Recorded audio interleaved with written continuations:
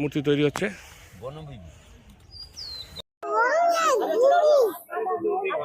চলছে আমাদের দুপুরবেলা খাবার। আমরা এখন ঝাড়খালি থেকে ফিরে এসে খাওয়া দাওয়া করছি। আজকে দ্বিতীয় দিন সুন্দরবন ভ্রমণ। সুন্দরবন ভ্রমণের দ্বিতীয় পর্ব নিয়ে আজ আমি হাজির হলাম।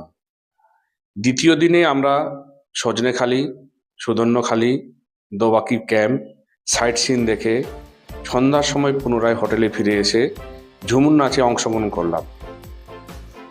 আজ বোটে খাওয়া দাওয়ার খুব সুন্দর সুব্যবস্থা ছিল এবং বোটের মধ্যে আমাদের নাচ গানের মধ্যে দিয়ে খুব আনন্দ হলো, তার কিছু পর্ব তুলে ধরলাম। শুধু তাই না, আমরা যখন সাইট সিন দেখছিলাম পাশে ছিল হেতাল বন, সেটাও আমরা পাশ থেকে দেখলাম।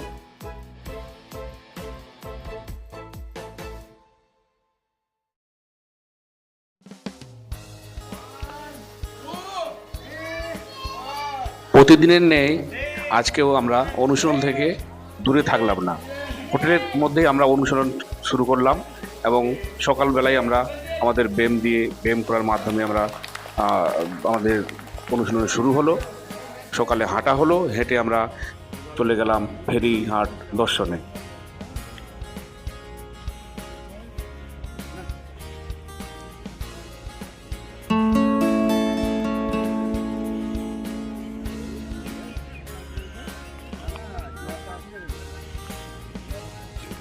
ভাটার জন্য বোটটা আটকে গেছে, ভাটা চলছে এখন, ভাটার জন্য আটকে গেছে। চারিদিকে বোট আর বোট।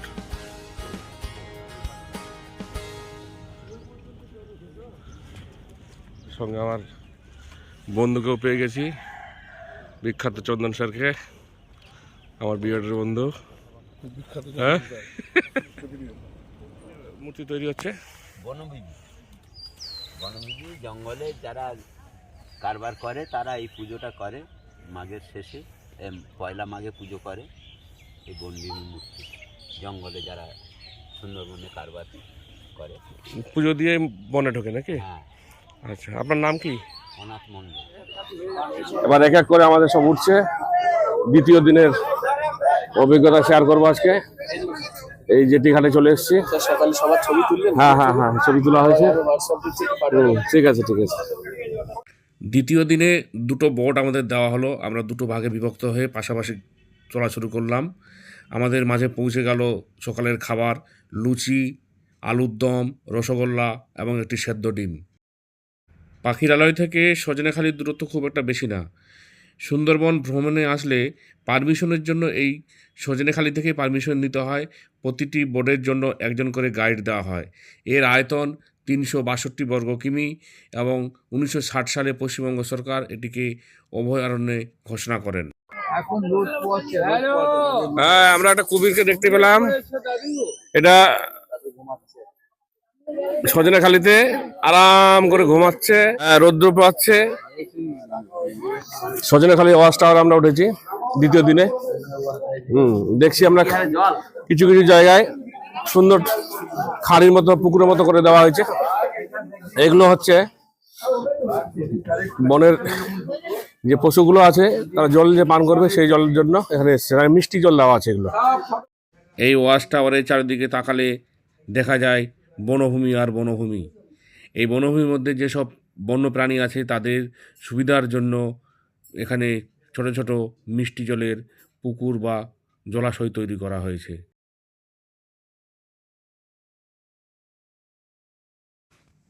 কিছু দূর যাওয়ার পরেই চোখে পড়লে কতগুলো কচ্ছপ, যেগুলো একটি অ্যাকুয়ারিয়ামের মধ্যে অবস্থান করছে। এই কচ্ছপগুলো বহু বছর বাঁচতে পারে, প্রায় 500 বছর ধরে বাঁচে। দেখে মনে হচ্ছে অনেক দিনের এটি কচ্ছপ। একটা চলুন না, আমি বলে দিচ্ছি দাদাকে, একটু ম্যাপটা বুঝি। ঠিক আছে, এই যে সুন্দরবনের মানচিত্রটা, এটা আছে টোটাল 26,000 বর্গ কিলোমিটার জুড়ে। ঠিক আছে, এই 26,000 বর্গ কিলোমিটারকে দুটো ভাগে ভাগ করা আছে, যেটা বাংলাদেশে আছে 60%, ইন্ডিয়া পার্টে আছে 40%। এই যে ইন্ডিয়া পার্টে যে 40% আছে, এটা এখানে আছে 9,630 বর্গ কিলোমিটার। তার মধ্যে 3টে জোনে ভাগ করা আছে, 2585 বর্গ কিলোমিটারকে ডিভাইডেড করা 3টে ভাগে। এই যে যেখানে আছি আমরা ইউআর হেয়ার, এটাকে বলা হয় সেঞ্চুরি জোন। সেঞ্চুরি জোন এইটাকে বলা হয়, হ্যাঁ সেঞ্চুরি জোন এটাকে বলা হয়। আর এই যে এখানে শুধু টুরিস্টরা, এটা শুধু টুরিস্টরা এরিয়া। এখানে টুরিস্ট ছাড়া এখানে যারা ফিশিং করে তারা কিন্তু এখানে ফিশিং করতে পারবে না, কারণ এইটা হচ্ছে শুধু অনলি টুরিস্টদের জন্য অ্যালাউ করা আছে। এটাকে বলা হয় সেঞ্চুরি জোন। আর এই যে জোনটা দেখছেন এইটাকে বলা হয় বাফার জোন। যারা ফিশিং করে, হানি কালেক্ট করে, তাদের জন্য এই বাফার জোনটা এরিয়াটাকে খোলা আছে, অ্যালাউ আছে। তারা কিন্তু এইখানে ছাড়া এই সেঞ্চুরি জোনে এসে বা কোর জোনে এসে ওরা কিন্তু ফিশিং করতে পারবে না। এবারে যেটা এই যে এরিয়াটা দেখছেন, এটাকে বলা হয় কোর জোন। এই কোর জোনে ডিপার্টমেন্ট ছাড়া আদার্স এখানে কোনো ব্যক্তি যেতে পারবে না। আছে কাণ্ডটা নিচে অবধি যায়, কিন্তু তারও ঠেসমূল থাকে। এই দুটো গাছে ঠেসমূল দেখা যাবে, আর বাদ বাকি গাছের আপনি সব শ্বাসমূল দেখবেন। ঠেসমূল আমরা যে পড়েছি সেটারই ছবি। এই যে এটা হচ্ছে ঠেসমূল, এই যে ঠেসমূল, আর এই যে হচ্ছে শ্বাসমূল। এই যে শ্বাসমূল না, নিচ থেকে নিলে বোঝা যাবে না। এই হচ্ছে শ্বাসমূল এবং ঠেসমূল। এই যে, আর এই হচ্ছে এই ঠেসমূল, আর এই হচ্ছে শ্বাসমূল। আমরা এখন এই সজরাখালি থেকে, ওয়াচ টাওয়ার থেকে বেরিয়ে এবার লঞ্চে উঠছি। আমাদের একটা লঞ্চ এই বেরিয়ে গেছে, আর একটা লঞ্চ আমাদের এখন সবাই উঠছে। আমার মেয়ে খুব ভয় পাচ্ছে, কিন্তু সাহস করে উঠছে। খুব ভালো পরিবেশ এখানে, সামনে লোকালয় দেখতে পাচ্ছেন। আবার একটা লঞ্চ লেগে গেল। এই দ্বিতীয় দিনে সুদর্ণখালি ওয়াচ টাওয়ারে ঢুকছি। এই আমাদের লঞ্চ থেকে নামছে, সব আসছে। এখানে বড়দেবীর মন্দির। এটা বাংলাদেশের ট্রলার, যেটা বেআইনি ভাবে আমাদের ইন্ডিয়াতে আসার ফলে আমরা আমাদের ফরেস্ট টাইগার রিজার্ভ ফরেস্ট সেটাকে বাজেয়াপ্ত করে এখানে রেখে দিয়েছে 20 বছর ধরে। কলসি ফুল, যেটা কলসি ফুলের মধু সংগ্রহ করার জন্য সুন্দরবনের মানুষ বেশি করে। কলসি গাছটা দেখুন, কলসি গাছ যেটার মধু বেটার এবং ভালো, যেটা কলসি ফুলের মধুটা বেটার। অন্যান্য ম্যানগ্রোভেরও মধু হয়, কিন্তু কলসি ফুলের মধুটা বেটার, যেটা সর্দি কাশি বা অন্যান্য এতে রোগের এতে ডাক্তাররা যেটা বলে যে এই মধুটা বেটার, যে জিনিসটা সেটা যে এই কলসি ফুলের মধুটা সংগ্রহ করার চেষ্টা করে সবাই। ফুলটা আর ফুল আসার টাইম হয়ে গেছে স্যার, মার্চ এপ্রিলে ফুল এসে যাবে। ওটা যে তোরা গাছ, এই গাছগুলো হচ্ছে এই যে চওড়া চওড়া পাতা দেখছেন, তোরা গাছ বলা হচ্ছে। কারণ এটা আমি তত একটা ম্যানগ্রোভ আমরা যেতে পাবো না। এখানে আছে বাঘের একটা আদর্শ জায়গা, কিন্তু বোধহয় এখনো আমরা দেখতে পাচ্ছি না বাঘ। এটা একটু দুঃখ লাগছে। দুটো পাশাপাশি যাচ্ছে, খুব ভালো লাগছে। 66 জনের প্রোগ্রামে আমরা আছি। এই চেষ্টা করছি আমরা বাঘ মামাকে দেখার, হয়তো বাঘ দেখা ভাগ্যের ব্যাপার।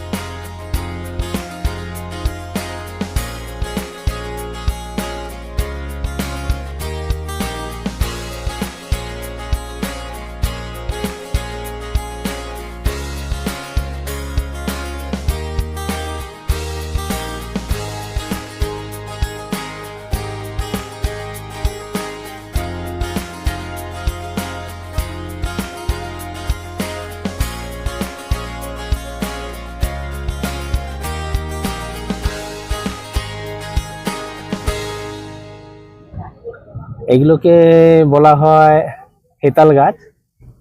যেহেতু বাঘ ক্যামোফ্লেজ করে থাকে এর মধ্যে, ও যে শুকনো পাতা যেগুলো দেখা যাচ্ছে, সেই শুকনো পাতার সাথে বাঘের যে গায়ের কালার, হলুদ ডোরা কাটা দাগ, বাঘ সহজে নিজেকে এর মধ্যে মিশিয়ে রাখতে পারে এবং মিশে থেকে শিকারের উপর নজর রাখতে পারে। তাই হেতালকে বলা হয় টাইগার পাম্প। হ্যাঁ, আমরা প্রায়শই এগুলোকে বেখেয়াল হয়ে যাই, এর মাঝখানেও বসে থাকে আর কি। কিন্তু সাধারণ চোখে খুব তীক্ষ্ণ নজর না দিলে বেশিরভাগ সময় ধরা পড়ে না। খাওয়া দাওয়া কেমন হচ্ছে? সুপার সুপার, খুবই ভালো। মানে গোটা দিনভর যা ব্রেকফাস্ট, লাঞ্চ, ডিনার সবকিছুই খুবই অত্যন্ত সুন্দর, অসাধারণ, এর কোনো তুলনা নেই। আজকে কি কি এনা আছে? ডাল, ভাত, বেগুনি, তারপরে হচ্ছে ভোলা ভেটকি, আলু ফুলকপির ডালনা, আর হচ্ছে ভাঙন মাছ। এখনো চাটনি এসে পৌঁছায়নি। লেটস সি কি হয়, অপেক্ষায় আছি। যদি চাটনি হয় একটু ভালো, সঙ্গে মিষ্টি হলে আর একটু ভালো হয়, কারণ আমরা বাঙালি তো। আপনারা খাওয়ার পরে খাওয়ার পাতে শেষ পাতে যদি একটু মিষ্টি হয় তাহলে আরো বেটার হয়। খুব ভালো হচ্ছে, মার্ভেলাস। অবশেষে দোবাকি ক্যাম্পে এসে পৌঁছালাম। জেনে রাখা ভালো, সুন্দরবনের মোট আয়তন 10,000 বর্গ কিমি। মোট 5 ভাগের 3 ভাগ বাংলাদেশ অবস্থান করছে আর 2 ভাগ ভারতবর্ষে। এই দোবাকি ক্যাম্পে এসে আমরা একটা সিঁড়ির মধ্য দিয়ে উপরে উঠতে চেষ্টা করলাম এবং উপরে উঠছি। সেখানে আমরা দেখলাম অভিনবত্ব যে বন্য প্রাণীরা খাঁচার বাইরে এবং যারা দর্শনার্থী তারা খাঁচার মধ্যে। এই অনেকটা এই যে র্যাম্পটা করা হয়েছে তার দৈর্ঘ্য হচ্ছে 496 মিটার, ভূমি থেকে এর উচ্চতা 20 ফিট। খুব ভালো লাগছে, এত সুন্দর একটা সুব্যবস্থাপনা। আর এখানে এসেই আমাদেরকে স্বাগত জানালো একটি ছোট হরিণ শাবক।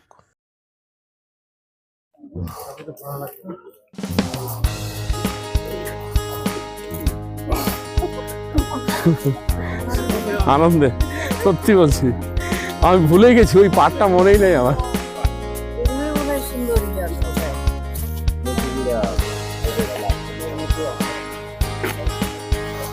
ছবি তোলার সব ব্যবস্থা নিয়েছি আমি।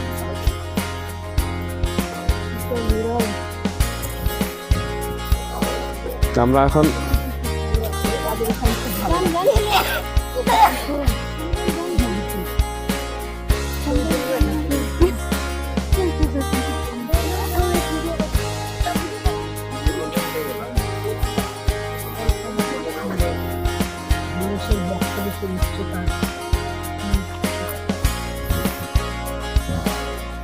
কিং কাবরা, এটা তুলতে হবে, কিং কাবরা আছে।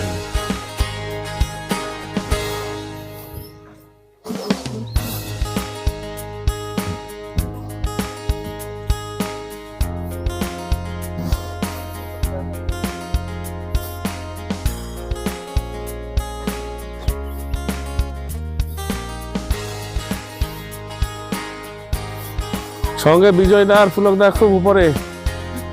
এবার আমরা উপরে উঠবো।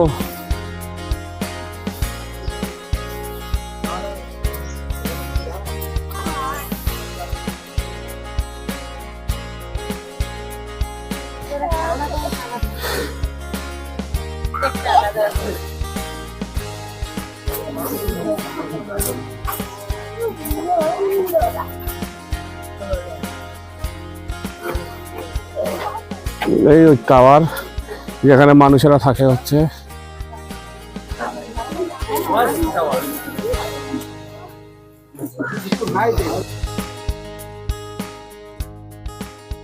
চারিদিকে বন আর বন আর বন, মিষ্টি জলের জন্য রাখা হয়েছে, খুব ভালো লাগছে। কিন্তু এই একদিনের, এই দুদিনের ট্যুরে মনটা ঠিকঠাক মানে শান্তি পাচ্ছি না। আরো 2-4 দিন থাকলে ভালো লাগে। হ্যাঁ, দাদা পুলক দা যদি আবার 2-1 দিন বাড়িয়ে দেয় আমাদেরকে ভালো হয়।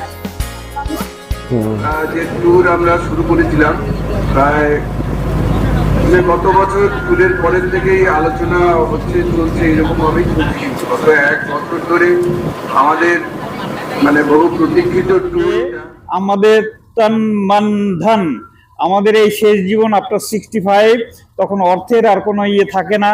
ফিট থাকার জন্য, সুস্থ থাকার জন্য, আনন্দিত থাকার জন্য যেটা দরকার, আর আমরা তো প্রত্যেক বছরই অ্যারেঞ্জ করি।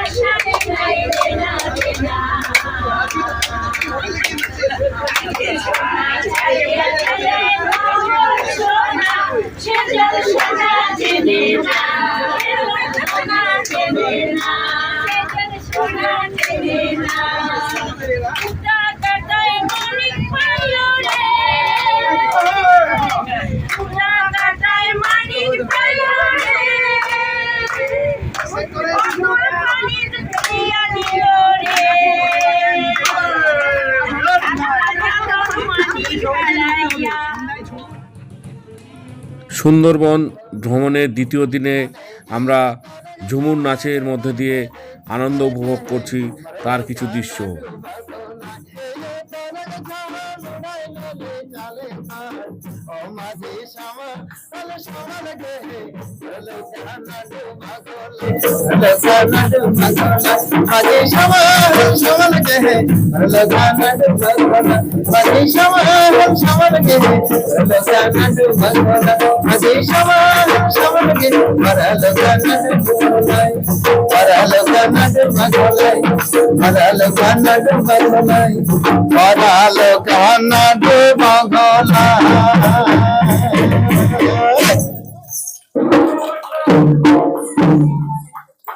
চাষের মাজা গ্রামে ধান লাগাবো কাকি জেঠের শুনে প্রিয় বন্ধু ধরো হার নাচবো এবার আমি তোদের সঙ্গে প্রিয় বন্ধু ধরো হার তবে চুমর কাটে তাহলে তোরা লাল মাটি তবে চুমর কাটে তাহলে তোরা লাল মাটি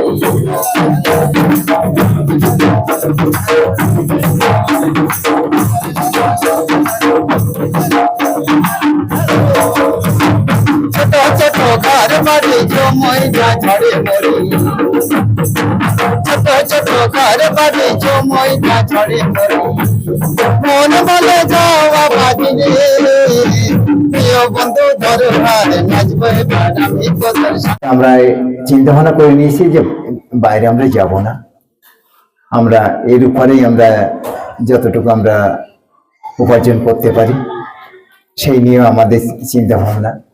বা 2004 সাল থেকে আমার এই টিম।